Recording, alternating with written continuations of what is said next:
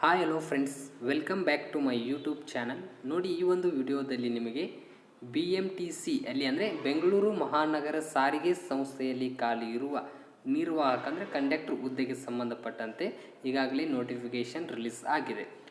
ಆ ಒಂದು ಹುದ್ದೆಗೆ ಸಂಬಂಧಪಟ್ಟಂತೆ ಆಯ್ಕೆ ವಿಧಾನ ಯಾವ ರೀತಿಯಾಗಿದೆ ಅಂತ ಈ ಒಂದು ವಿಡಿಯೋದಲ್ಲಿ ತಿಳ್ಕೊತಾ ಹೋಗೋಣ. ಸೊ ಅದಕ್ಕೂ ಮುಂಚೆ ನಮ್ಮ ಯೂಟ್ಯೂಬ್ ಚಾನಲ್ ನೀವೇನಾದರೂ ಮೊದಲ ಬಾರಿಗೆ ವಿಸಿಟನ್ನು ಮಾಡಿದರೆ ಆದಷ್ಟು ನಮ್ಮ ಯೂಟ್ಯೂಬ್ ಚಾನಲ್ನ ಸಬ್ಸ್ಕ್ರೈಬ್ ಮಾಡ್ಕೊಳ್ಳಿ. ಅದೇ ರೀತಿ ಪಕ್ಕದಲ್ಲಿರುವ ಬೆಲ್ ಐಕನ್ನ ಆನ್ ಮಾಡ್ಕೊಳ್ಳಿ. ಮತ್ತು ಇನ್ನೂ ನಮ್ಮ ಟೆಲಿಗ್ರಾಮ್ ಗ್ರೂಪ್ಗೆ ಯಾರು ಜಾಯ್ನ್ ಆಗಿಲ್ಲ, ನಾನು ಡಿಸ್ಕ್ರಿಪ್ಷನ್ ಬಾಕ್ಸ್ಗಳಿಗೆ ಮತ್ತು ಕಮೆಂಟ್ ಸೆಕ್ಷನ್ನಲ್ಲಿ ಒಂದು ಟೆಲಿಗ್ರಾಮ್ ಲಿಂಕನ್ನು ನಾನು ಪಿನ್ನನ್ನು ಮಾಡಿರ್ತೀನಿ. ಅದರ ಮೇಲೆ ಕ್ಲಿಕ್ಕನ್ನು ಮಾಡಿಕೊಂಡು ನೀವು ಟೆಲಿಗ್ರಾಮ್ ಗ್ರೂಪಿಗೆ ಜಾಯ್ನ್ ಆಗಿ ಅಲ್ಲಿ ಮೋರ್ ಇನ್ಫಾರ್ಮೇಷನ್ನ ತಿಳ್ಕೊಳ್ಬೋದು. ನೋಡಿ, ಈಗಾಗಲೇ ಒಂದು BMTCಯಲ್ಲಿ ಖಾಲಿರುವ ನಿರ್ವಾಹಕ ದರ್ಜೆ 3ರ ನೇಮಕಾತಿಗೆ ಸಂಬಂಧಪಟ್ಟಂತೆ ಈ ಹುದ್ದೆಗೆ ಒಂದು ಆಯ್ಕೆ ವಿಧಾನ ಯಾವ ರೀತಿಯಾಗಿದೆ ಅಂತ ನಾವು ಈಗ ಅದನ್ನು ಚರ್ಚೆಯನ್ನು ಮಾಡಿಕೊಳ್ಳೋಣ. ನೋಡಿ, ಮೊದಲನೇದಾಗಿ ಈ ಒಂದು ಹುದ್ದೆಯ ಆಯ್ಕೆ ವಿಧಾನ ಯಾವ ರೀತಿಯಾಗಿದೆ ಅಂದರೆ ಸಾಮಾನ್ಯ ಸಾಮರ್ಥ್ಯ ಪರೀಕ್ಷೆ ಆಪ್ಟಿಟ್ಯೂಡ್ ಟೆಸ್ಟ್ನಲ್ಲಿ ಕನಿಷ್ಠ ಶೇಕಡ ನೀವು 30ರಷ್ಟು ಅಂಕಗಳನ್ನು ಪಡೆದ ಅಭ್ಯರ್ಥಿಗಳಿಗೆ ಮಾತ್ರ ಆಯ್ಕೆಗೆ ಪರಿಶೀಲನೆಗೆ ಅರ್ಹರೆಂದು ಇಲ್ಲಿ ಪರಿಗಣಿಸಲಾಗುತ್ತೆ. ನೋಡಿ, ನಿಮಗೆ ಇದಕ್ಕೆ ಈ ಒಂದು ಹುದ್ದೆಗೆ ಒಂದು ಎಕ್ಸಾಮಿನೇಷನ್ ಇರುತ್ತೆ. ಪತ್ರಿಕೆ 1, ಪತ್ರಿಕೆ 2 ಅಂತ ಅಂದು ನಿಮಗೆ ಪತ್ರಿಕೆಗೆ ಒಂದು ಪತ್ರಿಕೆ 100 ಮಾರ್ಕ್ಸ್ ಇರುತ್ತೆ. ಟೋಟಲ್ ಆಗಿ ನಿಮಗೆ 200 ಮಾರ್ಕ್ಸ್ ಇರುತ್ತೆ. ಈ ಹುದ್ದೆಗೆ 200 ಮಾರ್ಕ್ಸ್ ಏನು ಎಕ್ಸಾಮ್ ಬರೀತಿರಲ್ಲ, ಈ 200 ಎಕ್ಸಾಮಿನೇಷನ್ಗೆ ನೀವು 30ರಷ್ಟು ಅಂಕವನ್ನು ಪಡೆದ್ರೆ ಮಾತ್ರ ಒಂದು ಅರ್ಹತೆ ಹೊಂದಿರ್ತೀರ. ಅಂದರೆ ಕಟ್ ಆಫ್ ನಿಮಗೆ 30 ಅಂಕದ ಮೇಲೆ ಇರುತ್ತೆ, ಕೆಳಗೆ ಬರೋದಿಲ್ಲ. ಅದು ಒಂದು ಕನಿಷ್ಠ ಶೇಕಡ ನೀವು 30ರಷ್ಟು ಅಂಕವನ್ನಲ್ಲಿ ಪಡೆದ್ರೆ ಮಾತ್ರ ಇಲ್ಲಿ ಅರ್ಹರಾಗುತ್ತೀರಿ ಅಂತ ಅವರು ಮಾಹಿತಿಯನ್ನು ತಿಳಿಸಿದ್ದಾರೆ. ನೋಡಿ, ಮೊದಲಾಗಿ ನೀವು ಆಪ್ಟಿಟ್ಯೂಡ್ ಟೆಸ್ಟ್ನಲ್ಲಿ 30ರಷ್ಟು ಅಂಕವನ್ನು ಪಡಲೇಬೇಕಾಗತ್ತೆ. ಇದಾದ ತಕ್ಷಣ ಸಾಮಾನ್ಯ ಸಮರ್ಥ ಪರೀಕ್ಷೆ ಅಂದರೆ ಈ ಆಪ್ಟಿಟ್ಯೂಡ್ ಟೆಸ್ಟ್ ಏನಿದೆ, ಇಲ್ಲಿ ಗಳಿಸಿದ ಅಂಕದ ಶೇಕಡ 75ರಷ್ಟು ಅಂಕಗಳನ್ನು ಹಾಗೂ ಸದರಿ ಹುದ್ದೆಗಳಿಗೆ ನಿಗದಿಪಡಿಸಿರುವ ಶೈಕ್ಷಣಿಕ ವಿದ್ಯಾರ್ಥಿಗಳಿಗೆ ಗಳಿಸಿರುವ ಅಂಕಗಳಲ್ಲಿ ಶೇಕಡ 25ರಷ್ಟು ಅಂಕಗಳನ್ನು ಇಲ್ಲಿ ಸೇರಿಸಿ ಮೆರಿಟ್ ಆಧಾರದ ಮೇಲೆ ಚಾಲ್ತಿಯಲ್ಲಿರುವ ಮೀಸಲಾತಿ ನಿಯಮಗಳ ಅನುಸಾರ 1:5 ಅನುಪಾತದಡಿಯಲ್ಲಿ ಅಭ್ಯರ್ಥಿಗಳ ಮೂಲ ದಾಖಲೆ ಪರಿಶೀಲನೆ ಅಥವಾ ದೇಹಾದ್ಯಡಿತ ಪರಿಶೀಲನೆಗೆ ಇಲ್ಲಿ ಕರೆಯಲಾಗುತ್ತೆ. ನೋಡಿ, ಈ ಒಂದು ಕಾನ್ಸೆಪ್ಟ್ನಲ್ಲಿ ಏನಿದೆ ಅಂದರೆ, ಈಗ ಏನು ನಿಮ್ಮದು ಒಂದು ಸಾಮರ್ಥ್ಯ ಅಂದರೆ ಸ್ಪರ್ಧಾತ್ಮಕ ಪರೀಕ್ಷೆ ಇರುತ್ತೆ. ಈ ಒಂದು ಪರೀಕ್ಷೆಯಲ್ಲಿ ನಿಮಗೆ ಈಗಾಗಲೇ ನಾನು ಹೇಳಿದೆ ಪೇಪರ್ 1, ಪೇಪರ್ 2 ಅಂತ ಇರುತ್ತೆ, 2 ಪೇಪರ್ ಇರುತ್ತೆ. ಈ 200 ಮಾರ್ಕ್ಸಿಗೆ ನಿಮಗೆ ಎಕ್ಸಾಂಪಲ್ ಈ ಒಂದು ಎಕ್ಸಾಮಿನೇಷನ್ಗೆ ಸಂಬಂಧಪಟ್ಟರೆ ನಿಮಗೆ 75% ಶೇಕಡಾವರನ್ನ ಅಂಕವನ್ನು ಪಡೆದುಕೊಳ್ತಾರೆ. ಮತ್ತು ನೀವು ಈ ಹುದ್ದೆಗೆ ಅರ್ಜಿಯನ್ನು ಸಲ್ಲಿಸಿದ್ರಲ್ಲ, ತತ್ಸಮಾನ ಅಂದರೆ ಶೈಕ್ಷಣಿಕ ವಿದ್ಯಾರ್ಥಿ ಹೊಂದಿರುವ PUC, ಈ PUCಯಲ್ಲಿ ಅಂಕ ಪಡೆದ ಆಧಾರದ ಮೇಲೆ 25% ಅಂಕವನ್ನು ಇಲ್ಲಿ ಇನ್ಕ್ಲೂಡ್ನ ಮಾಡ್ಕೊಳ್ತಾರೆ. ಉದಾಹರಣೆಗೆ ನಿಮಗೆ ಹೇಳ್ತೀನಿ ನೋಡಿ, ಈಗ ನೀವು ಆಪ್ಟಿಟ್ಯೂಡ್ ಟೆಸ್ಟನ್ನು ಬರೆದಿದ್ದೀರಾ ಅಂತ ತಿಳ್ಕೊರಿ.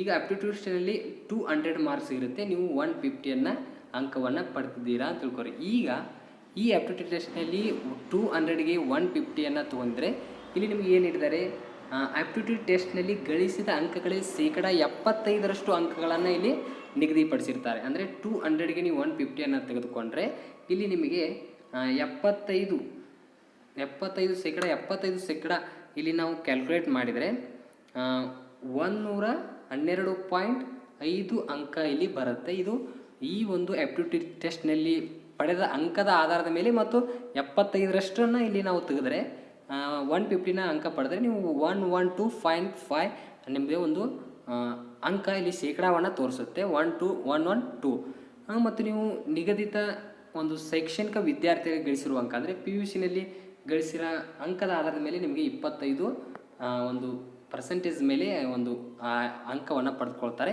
ಇಲ್ಲಿ ನೀವು ಎಕ್ಸಾಂಪಲ್ ಆಗಿ ಈ ಎಕ್ಸಾಂಪಲಲ್ಲಿ ನೀವು PUCಯಲ್ಲಿ 100ಕ್ಕೆ 80 ತೆಗೆದುಕೊಂಡಿದ್ದೀರಾ ಅಂತ ಹೇಳ್ಕೊರಿ. ಈ 80 ತೆಗೆದುಕೊಂಡ್ರೆ ಇದರ ಅನುಸಾರ PUC ಅನುಸಾರ 25% ಅಂಕವನ್ನು ಇಲ್ಲಿ ಇನ್ಕ್ಲೂಡ್ ಮಾಡ್ಕೊಳ್ತಾರೆ. ಎಕ್ಸಾಂಪಲ್ ನೀವು ಏನು 80 ಪಡೆದುಕೊಂಡಿದ್ದೀರಿ, ಇದರ ಒಂದು 25% 20 ಅಂಕಗಳು. ನಿಮಗೆ ನೀವೇನಾದರೂ PUCನಲ್ಲಿ 80 ಪಡೆದುಕೊಂಡಿದ್ರೆ ನಿಮಗೆ 25% ಶೇಕಡಾವರು ಇನ್ಕ್ಲೂಡನ್ನು ಮಾಡಿದರೆ 20 ಅಂಕ ನಿಮಗೆ ಇಲ್ಲಿ PUC ಮೇಲೆ ಬರುತ್ತೆ. ಹಾಗಾಗಿ ನಿಮಗೆ ಹೇಳಿರುವಂತೆ ಒಂದು ಆಪ್ಟಿಟ್ಯೂಡ್ ಟೆಸ್ಟ್ನಲ್ಲಿ ನಿಮಗೆ ದಿನೂರು ತೊಂದರೆ 112.5 ಅಂದರೆ ಇದು 75% ಒಂದು ಶೇಕಡಾವಾರು ಹಿಡಿದ್ರೆ ಈಗ 100ಕ್ಕೆ ನೀವು ಪಿ ಯು ಸಿಯನ್ನು 80ನ್ನು ಪಡ್ಕೊಂಡ್ರೆ ಅಲ್ಲಿ ನಿಮಗೆ 20 ಅಂಕ ಇನ್ಕ್ಲೂಡ್ ಆಗುತ್ತೆ. ಅಂದರೆ ಇದು 25 ಶೇಕಡಾವರು ಅಷ್ಟು ನೇಮಕಾತಿ ಆಗಿದೆ. ಟೋಟಲ್ ಆಗಿ ಕೂಡಿಸಿದರೆ ಇಲ್ಲಿ ನಿಮಗೆ ಎಷ್ಟಾಗುತ್ತೆ ಅಂದರೆ 132.5 ಈ ರೀತಿಯಾಗಿ ಇನ್ಕ್ಲೂಡ್ನ ಮಾಡಿಕೊಂಡು ಮೆರಿಟ್ ಆಧಾರದ ಮೇಲೆ ಆಯ್ಕೆಯನ್ನು ಮಾಡ್ಕೊಳ್ತಿದ್ದಾರೆ. ನಿಮಗೆ ಇಲ್ಲಿ ಅರ್ಥ ಆಯ್ತು ಅಂತ ಅಂದ್ಕೊಳ್ತಾ ಇದ್ದೀನಿ.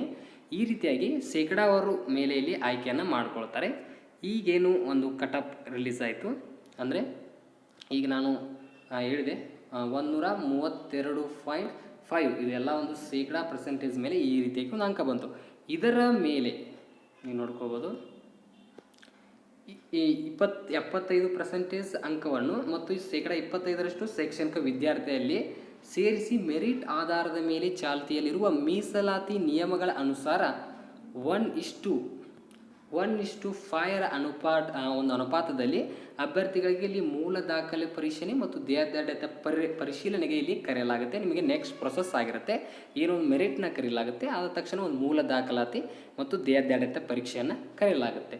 ಇದಾದ ತಕ್ಷಣ 1:5 ಅರ್ಹತಾ ಪಟ್ಟಿಯಲ್ಲಿ ಸ್ಥಾನ ಪಡೆದ ಅರ್ಹ ಅಭ್ಯರ್ಥಿಗಳು ಕರೆಪತ್ರವನ್ನು ವೆಬ್ಸೈಟ್ನಿಂದ ಮುದ್ರಿಸಿಕೊಂಡು ಕರೆಪತ್ರದಲ್ಲಿ ಸೂಚಿಸಲಾದ ಸ್ಥಳ, ದಿನಾಂಕ ಮತ್ತು ಸಮಯಕ್ಕೆ ಸರಿಯಾಗಿ ಮೂಲ ದಾಖಲಾತಿಗಳು ಹಾಗೂ ಅದರ ಪ್ರತಿಗಳೊಂದಿಗೆ ದೇಹದಾಢ್ಯತೆ ಪರಿಶೀಲನೆಗೆ ಹಾಜರಾಗುವುದು. ಗೈರು ಹಾಜರಾದಲ್ಲಿ ಮತ್ತೊಮ್ಮೆ ಅವಕಾಶ ನೀಡಲಾಗುವುದಿಲ್ಲ ಅಂತ ಮಾಹಿತಿಯನ್ನು ಕೊಟ್ಟಿದ್ದಾರೆ. ಮತ್ತು ಮೂಲ ದಾಖಲಾತಿಗಳು ಮತ್ತು ದೇಹದಾಢ್ಯತೆ ಪರಿಶೀಲನೆಗೆ ಅಂಚೆಯ ಮೂಲಕ ಪ್ರತ್ಯೇಕವಾಗಿ ಕರೆಪತ್ರವನ್ನು ಇಲ್ಲಿ ಕಳಿಸಲಾಗುವುದಿಲ್ಲ. ನಿಮಗೆ ಆನ್ಲೈನ್ ಮೂಲಕನೇ ಒಂದು ದೇಹದಾಢ್ಯತೆ ಪರೀಕ್ಷೆ ಆಗಲಿ ಮೂಲ ದಾಖಲೆಗೆ ಒಂದು ನಿಮಗೆ ಅಡ್ಮಿಟ್ ಕಾರ್ಡ್ನ ರಿಲೀಸನ್ನು ಮಾಡ್ತಾರೆ. ಯಾವುದೇ ರೀತಿಯಾಗಿ ಪ್ರತ್ಯೇಕವಾಗಿ ಒಂದು ಅಂಚೆ ಇಲಾಖೆ ಮೂಲಕ ಇಲ್ಲಿ ಕಳಿಸಲಾಗುವುದಿಲ್ಲ ಅಂತ ಮಾಹಿತಿಯನ್ನು ಕೊಟ್ಟಿದ್ದಾರೆ. ಇದಾದ ತಕ್ಷಣ ಯಾವ ರೀತಿಯಾಗಿ ಪ್ರೊಸೆಸ್ ಇರುತ್ತೆ ಅಂದರೆ ಮೂಲ ದಾಖಲೆ ಪರಿಶೀಲನೆ ಹಾಗೂ ದೇಹದಾಢ್ಯತೆ ಪರಿಶೀಲನೆ ಯಶಸ್ವಿಗೊಂಡ ಅಭ್ಯರ್ಥಿಗಳು ಮಾತ್ರ ಇಲ್ಲಿ ಆಯ್ಕೆಗೆ ಪರಿಶೀಲನೆ ಏನು ಒಂದು ಮೂಲ ಪರಿಶೀಲನೆ ಮತ್ತು ದೇಹದಾಢ್ಯತೆ ಪರೀಕ್ಷೆಯಲ್ಲಿ ಪಾಸ್ ಆಗಿರ್ತಾರಲ್ಲ ಆ ಅಭ್ಯರ್ಥಿಗಳು ಸಾಮಾನ್ಯ ಸಾಮರ್ಥ್ಯ ಪರೀಕ್ಷೆ ಅಂದರೆ ಆಪ್ಟಿಟ್ಯೂಡ್ ಟೆಸ್ಟ್ನಲ್ಲಿ ಗಳಿಸಿದ ಅಂಕದ ಶೇಕಡಾ 75ರಷ್ಟು ಅಂಕಗಳನ್ನು ಮತ್ತು ಸದರಿ ಹುದ್ದೆಗಳನ್ನು ನಿಗದಿಪಡಿಸಿರುವ ಶೈಕ್ಷಣಿಕ ವಿದ್ಯಾರ್ಥಿ ಗಳಿಸಿರುವ ಶೇಕಡಾ 25ರಷ್ಟು ಅಂಕಗಳನ್ನು ಸೇರಿಸಿ ಮೆರಿಟ್ ಆಧಾರದ ಮೇಲೆ ವರ್ಗವಾರ ಅಂದರೆ ಮೀಸಲಾತಿ ಅನುಗುಣವಾಗಿ ಸೀಟ್ಗಳನ್ನು ಹುದ್ದೆಗಳನ್ನು ಸಂಖ್ಯೆ ಜೊತೆಗೆ ಇಲ್ಲಿ ಆಯ್ಕೆಯನ್ನು ಮಾಡಿಕೊಳ್ಳುತ್ತಾರೆ. ಈ ರೀತಿಯಾಗಿ ಪ್ರೊಸೆಸ್ ಇರುತ್ತೆ. ನಿಮಗೆ ಮೆರಿಟ್ ಲಾಸ್ಟು ಒಂದು ಫೈನಲ್ ರಿಸಲ್ಟನ್ನು ಬಿಡ್ತಾರೆ. ಇದಾದ ತಕ್ಷಣ ಪರೀಕ್ಷೆ ದಿನಾಂಕವಾಗಲಿ ಮೂಲ ದಾಖಲೆ ಪರಿಶೀಲನೆ ಆಗಲಿ ಮತ್ತು ಇನ್ನಿತರ ಮಾಹಿತಿಗಾಗಿ ಈ ಒಂದು ವೆಬ್ಸೈಟ್ ನೀವು ವಿಸಿಟನ್ನು ಮಾಡ್ಕೊಳ್ಬೋದು. ನಮ್ಮ ಟೆಲಿಗ್ರಾಮ್ ಗ್ರೂಪಿಗೆ ನೀವು ಜಾಯ್ನನ್ನು ಆಗ್ಬೋದು. ನಾನು ನ್ಯೂ ಅಪ್ಡೇಟ್ ಬಂದ ತಕ್ಷಣ ನಾನು ಅಲ್ಲಿ ಒಂದು ಟೆಲಿಗ್ರಾಮ್ ಗ್ರೂಪಿಗೆ ಮಾಹಿತಿಯನ್ನು ನೀಡ್ತೀನಿ ಮತ್ತು ನಮ್ಮ ಯೂಟ್ಯೂಬ್ ಚಾನಲ್ ಮೂಲಕ ನಿಮಗೆ ವಿಡಿಯೋನ ಅಪ್ಲೋಡ್ ಆಗ್ತಿರ್ತವೆ. ನೋಡಿ, ಈ ರೀತಿಯಾಗಿ BMTCಯಲ್ಲಿ ಒಂದು ಆಯ್ಕೆ ವಿಧಾನ ಇರುತ್ತೆ. ನಿಮಗೆ ಈಗಾಗಲೇ ಹೇಳಿರುವಂತೆ ಸಾಮರ್ಥ್ಯ ಪರೀಕ್ಷೆ ಅಂದರೆ ಇಲ್ಲಿ ಆಪ್ಟಿಟ್ಯೂಡ್ ಟೆಸ್ಟ್ ಏನೇನು ಇಲ್ಲಿ ಸಿಲೆಬಸ್ ಇದೆ ಅಂತ ನೋಡ್ಕೊಳ್ಳೋಣ. ನೋಡಿ, ಪರೀಕ್ಷಾ ಮಾದರಿ ಮತ್ತು ಪಠ್ಯಕ್ರಮ ಗರಿಷ್ಠ ಅಂಕಗಳ ಅವಧಿ ನಿಮಗೆ ಈಗಾಗಲೇ ಹೇಳಿದೆ ನಾನು. ಪತ್ರಿಕೆ 1 ಪತ್ರಿಕೆ 2 ಇಲ್ಲಿ 2 ಪತ್ರಿಕೆ ಇರುತ್ತೆ. 100 ಮಾರ್ಕ್ಸ್ ಇಲ್ಲಿ 100 ಮಾರ್ಕ್ಸ್ ಟೋಟಲ್ ಆಗಿ 200 ಮಾರ್ಕ್ಸ್ ಇಲ್ಲಿ ನಿಮಗೆ ಇರುತ್ತೆ. 2 ಗಂಟೆಯನ್ನು ಇಲ್ಲಿ ಕಾಲಾವಕಾಶವನ್ನು ಕೊಟ್ಟಿರ್ತಾರೆ. ನಿಮಗೆ ಸಿಲೆಬಸ್ಸನ್ನು ನೀವು ನೋಡ್ಕೊಳ್ಬೋದು. ನಾನು ಟೆಲಿಗ್ರಾಮ್ ಗ್ರೂಪ್ಗೆ ಈ PDF ಬಿಟ್ಟಿರ್ತೀನಿ, ನೀವು ನೋಡ್ಕೊಳ್ಬೋದು. ಈ ಒಂದು ಎಕ್ಸಾಮಿನೇಷನ್ಗೆ ನಿಮಗೆ ಋಣಾತ್ಮಕ ಒಂದು ಮಾರ್ಕ್ಸನ್ನು ಅಂದರೆ ನಿಮಗೆ 0.25 ಇಲ್ಲಿ ಅಂಕವನ್ನು ಕಳೀತಾರೆ ಒಂದು ತಪ್ಪಿಗೆ. ಈ ರೀತಿಯಾಗಿ ಒಂದು ಆಪ್ಟಿಟ್ಯೂಡ್ ಟೆಸ್ಟ್ಗೆ ಸಂಬಂಧಪಟ್ಟಂತೆ ಸಿಲೆಬಸ್ಸನ್ನು ನೀಡಿದ್ದಾರೆ ಮತ್ತು ಈ ರೀತಿಯಾಗಿ ಆಯ್ಕೆ ವಿಧಾನವೂ ಈ ರೀತಿಯಾಗಿರುತ್ತೆ. ಇದರಲ್ಲಿ ಏನಾದರೂ ನಿಮಗೆ ಡೌಟ್ಸ್ ಇದ್ದರೆ ಕಮೆಂಟ್ ಸೆಕ್ಷನಲ್ಲಿ ಕಮೆಂಟ್ ಮಾಡ್ಬೋದು. ನೋಡಿ, ಟೆಲಿಗ್ರಾಮ್ ಗ್ರೂಪಿಗೆ ನೀವು ಜಾಯ್ನ್ ಆಗಿ ನಾನು ಡಿಸ್ಕ್ರಿಪ್ಷನ್ ಬಾಕ್ಸ್ ಕೆಳಗೆ ಲಿಂಕನ್ನು ಕೊಟ್ಟಿರ್ತೀನಿ. ಅದೇ ರೀತಿಯಾಗಿ ಈ ವಿಡಿಯೋ ನಿಮಗೆ ಇಷ್ಟ ಆದರೆ ಆದಷ್ಟು ಲೈಕ್ ಮಾಡಿ ಮತ್ತು ನಿಮ್ಮ ಫ್ರೆಂಡ್ಸ್ಗಳಿಗೆ ಶೇರ್ ಮಾಡಿ ಅಂತ ಹೇಳ್ತಾ ಮುಂದಿನ ಒಂದು ವಿಡಿಯೋದಲ್ಲಿ ಸಿಗೋಣಂತೆ. ಅಲ್ಲಿವರೆಗೂ ನಮಸ್ಕಾರಗಳು.